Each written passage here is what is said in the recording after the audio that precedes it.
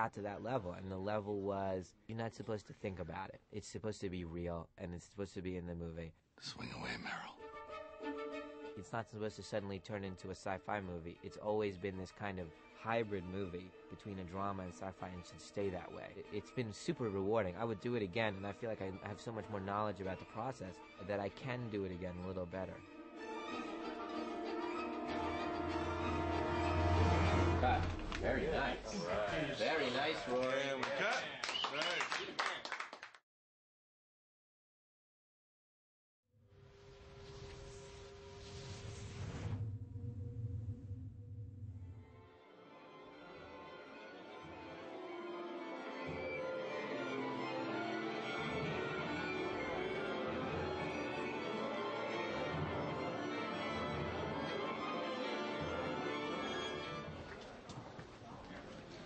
We're at the last 5 weeks of making this movie. I just finished locking the movie just a few days ago, and I flew out here to Los Angeles to do the score here with the full orchestra with James Newton Howard. And it's really a beautiful end to the process of filmmaking, because it's basically 100 people playing the musical emotion that you've decided on, and it's a very powerful thing. This whole process of a year and a half of making it from the time I wrote it, they're finally doing the last voices of it, and it's a big deal to be there at the last moment.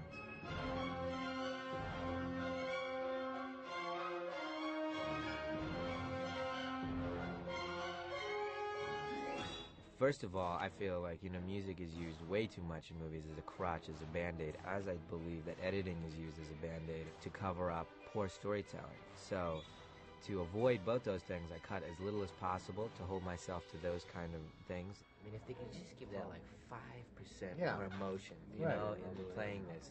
That's right. I don't know how to get that. Well, they just... Right. I think if we just do it again, and they'll get it right. It's really one of those things you just get. Just say 5% more love. Every single movie, of the last 3 movies, there's been a moment where I go, we're not going to score this movie. Don't score the horror part of this movie at all. And only score the flashback out into the Meryl epiphany, all the epiphany stuff, But my process always starts that way. We're not going to have any music in this movie, all right, James? Just don't worry about it. And then James understands the story so well, the story that we're telling. I come in and I say, well, what would you do here? There's always an enormous advantage to working with somebody more than once, provided it's a good relationship to start with. And when Knight and I first met on The Sixth Sense, he felt that the music really didn't have a singular life of its own beyond the movie. But by the time we got into Unbreakable, we had become friends to an extent, so the rapport was more complete, it was easier. And we started an idea, which we followed through with Signs, where having storyboarded the movie for me, I then returned to Los Angeles and wrote music before he started shooting the movie. I gave him the screenplay, and I brought him down to Philadelphia, and I brought the music editor down, and I walked them through the movie. I literally talked them through the movie. I said, okay, the movie opens like this, and I showed them the drawings, all the storyboards, and I literally performed the movie for however it took me, like an hour and a half. The main title that you see over the opening of the movie was written before the movie was ever shot, and it's based on a 3-note motif. And that motif is reprised throughout the movie in all kinds of benevolent, hostile, threatening, mysterious kinds of ways. It was not specifically written to be the main title. In fact, when we first listened to it and evaluated it, we wondered if, in fact, there was anywhere in the movie for this music to exist, although we both thought it was somehow related. And I think it was kind of a stroke of genius, because it starts the movie off in such a mind-blowing way, and just the level of intensity, it's very unexpected. What it does is it sets up a context of expectations. So you know that what you're listening to in the main title is going to happen sometime in the movie. You just don't know where, and you don't know quite how. It informs people about what they're about to see. I said, James, everything's going to come from that. And he didn't write anything for a long time. He went away and he actually did another movie. And then I went and shot the movie and edited the movie. And then once I gave up that thing of, there's going to be no music, I came to James and I said, all right, what would you do? So then he started pulling things from that 2.5 minutes and elaborating on it.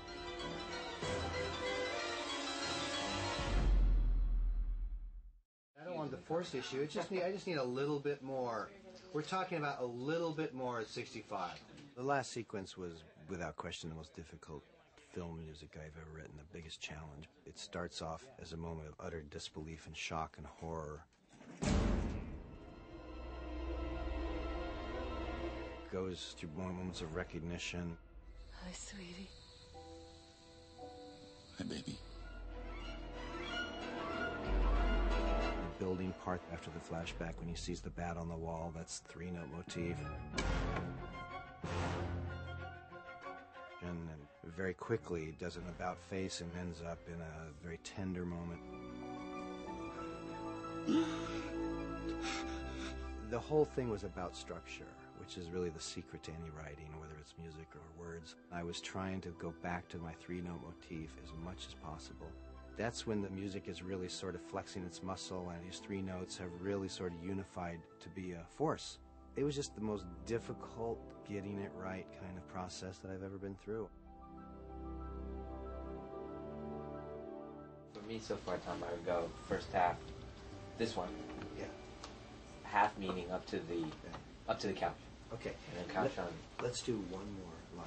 Yeah. Okay? Okay, great. I just want a couple adjustments. Let's do it. Great.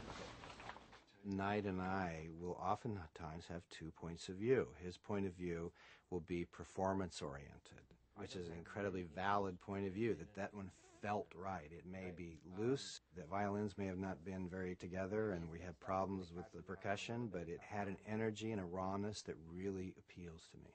And then I'm sitting there as the professional musician saying, well, it's really hard for me to get over all the flaws of that performance, and I really need an opportunity to work that stuff out, and it's a bargaining thing. So I think we go after it until we both feel confident that that was the one, and that's what happened in the end. The final step is I go to New York and I do the final mix of the movie, and all I'd be thinking about is the balance of dialogue, sound effects, music, dialogue, sound effects, music. So all those decisions go on for the last month. And they can only go on when I don't have to worry about CGI, when I don't have to worry about the music, when I have to worry about editing, when I don't have to worry about looping a dialogue. All that's done, and I have all the elements, and now I can go, how do I want them to be heard? I think my music sounds better with effects, with sound effects, with some crashes, with the monster screaming. That was how it was designed. If I was going to write for absolute silence, I would have written different music. So I'm very comfortable with the collaborative aspect. I will defend my music as sort of comfortably and as strongly as is appropriate, but at a certain point, I relinquish control of it and understand the fact that, this is somebody else's movie they made, and I am there to enhance and realize some vision with this idea. So we always get there.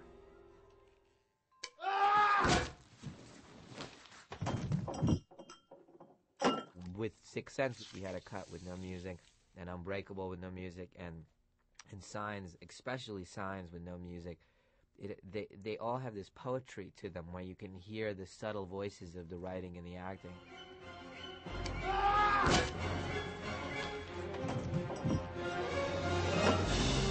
And then ultimately, when you believe this movie can play with no music, not a drop of music from beginning to end, then you trust that James Newton Howard, your partner, can come in and improve the movie.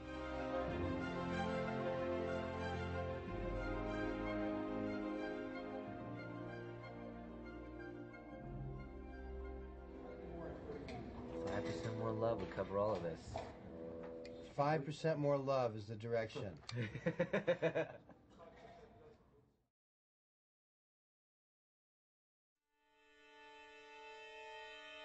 You have this drive of, I got to get this story out, and it's really important to me to get this story out emotionally.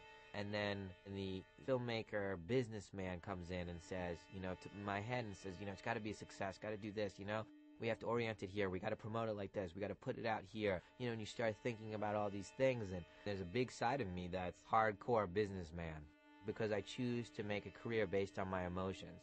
So I'm not going to lay myself out there and then just get, executed.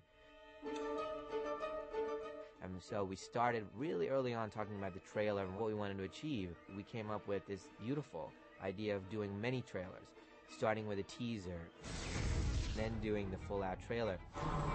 Don't be afraid. I wouldn't let them use the words The Sixth Sense. They did it on the very first teaser, and I said, don't do it anymore. Because it, for me, doesn't trust what's coming next. It doesn't let it have its own life. It says, you're going to get something that's exactly like Sixth Sense, which is all wrong. Don't put Mel Gibson's face on the poster, because it's not just a Mel Gibson movie. He's a character in this movie. And so that's how we went about the marketing campaign. You know, basically going, we're going to show you one of the best movies you've ever seen. M. Night Shyamalan's Signs, rated PG-13, starts with a second.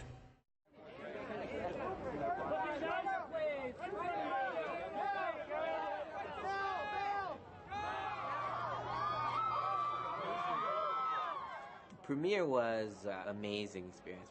I chose Lincoln Center to have the premiere because I wanted it to be kind of like a classic setting to introduce the movie to the public. And we got this 1,000-seat theater where usually it's beautiful musicians playing, you know, and we prepped it for the movie, and it was an amazing experience. If I could have bottled that reaction there and sold it, it would have been amazing. It was just like people just screaming and laughing and crying, and the applause. It was such a wonderful ride that all 1,000 people just moving as one. It is the 18th reported crop site in the last 2 hours. Critics are calling Signs thrilling. 2 thumbs up. The most fun you'll have being scared this summer. Well, the movie opened 5 days ago and has broken a bunch of records. Biggest movie in Touchstone's history, the opening and all. It's been an amazing 5 days. I'm not quite sure what my emotion is here at this point. I feel wonderful in that we marketed the movie in a challenging way. I didn't want to take away from the movie-going experience just to sell it. And so I put this burden on Disney to kind of sell it by insinuation that we have the goods and come and see this experience. So we could have opened and done poorly because I tied so many hands, you know, and so many things behind, but I'm so proud of the audience for turning out in the numbers they did, because it says, look, you treat them with intelligence, you don't pander, and they show up. They show up like they show up to a giant movie. Signs is the #1 movie in America, and the film that's being hailed by critics everywhere. It's happening. It's one of the year's best films. Mel Gibson. Signs, rated PG-13, now playing. When I'm editing a movie is usually when I go, that's the idea. You know, as Sixth Sense came out, I was writing Unbreakable on the computer. And Unbreakable, I was deep in thinking about signs. This is unusual. I don't know what I'm going to do next. I'm waiting for something. I don't know what it is. I'm waiting for something, maybe to see how this all turns out. Signs was the end of these 3 movies for me in a way. And I want to become something else. And I have a few good ideas, and I'm just not physically writing them right now. I don't know why. But this is the first time that's ever happened. We'll see what that means in the whole picture of things.